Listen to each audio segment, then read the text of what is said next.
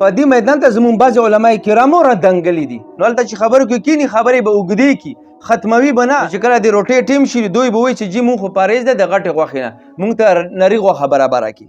پیسه خو کارونو سره هم وه، خو چې ایمان غیرت پکې نو الله تباه و برباد کړو. ته به ډېرې پیسې جمع کړي، ډېر مال دولت په بچیو دپاره جمع کړي، خو الله به د کارونو غوندې تباه و برباد کړي.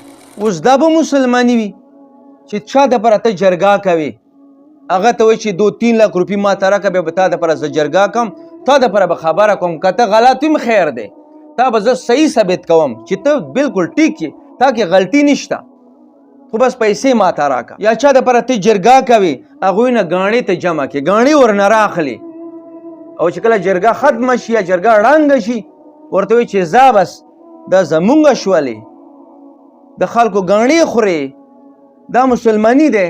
ته ځان ته زه مسلمان یم، د کم اسلام دی، د کم اسلام چې موږ پېژندلی، په دې اسلام کې خو دا څیز نشته. کېدای شي ته په بل اسلام کې چېرته داخل شوی وي. په دې میدان ته زمونږ بعضې علما کرامو رادنګلي دي، ځکه پیسه خو ډېره خوږه دی که نه. یو چا دپاره جرګه وکړه، بس یو نیمه ګنټه 2-3 लाख روپۍ ورنه واخله، بس خبره ختمه. ملا ته خو په کار دی چې د دوو منځ کې سوله وکړي الله رضا دپاره، چې مانه الله راضي شي، د هغې په زړه کې تمه او لالچ نه وي. بعضې وخت یو ملا نیم غلط حرکت وکړي، ټول ملایان ورسره بدنام شي. خو دې په بدنامي څه دي؟ دوی وایي چې موږ ته پیسې میلاویږي، بدنامي کېږي ته نو، خو چې پیسې میلاویږي. ډېر جرګمار به تاسو داسې هم لیدلی وي، وایي چې موږ به د جرګه کوو، خو فلانکي هوټل باندې به جرګه کوو. نو هلته چې خبرو کې کیني خبرې به اوږدې کي، ختموي به نه. چې کله د روټۍ ټیم شي دوی به وایي چې جي مونږ خو پارهیز دی د غټې غوښې نه، مونږ ته نري غوښه برابره کړي.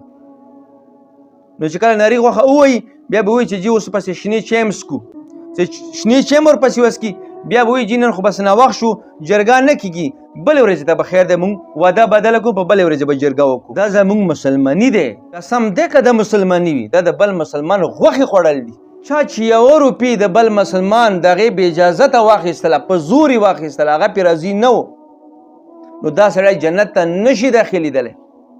الله رب العزت خپل حق بخي، تا ته به یې وبخي، او پردی حق الله رب العزت نه بخي. دغه 1 روپۍ په بدل کې به ته جهنم ته ځې.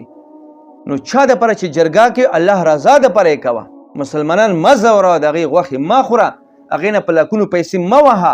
2 ورځې ژوند دی، 2 ورځې بیا به الله مخې ته ته حاضري وي، بیا به الله پاک ته څه جواب ورکوي. ته مړ کېږي نه، الله پاک مخې ته نه حاضرېږي چې د خلکو مالونه وهې، ستا په زړه کې درد نشته، ترس نشته، رحم نشته. پیسه خو کارونو سره هم وه، خو چې ایمان غیرت پکې نو الله تباه و برباد کړو. ته به ډېرې پیسې جمع کړي، ډېر مال دولت په بچیو دپاره جمع کړي، خو الله به د کارونو غوندې تباه و برباد کړي.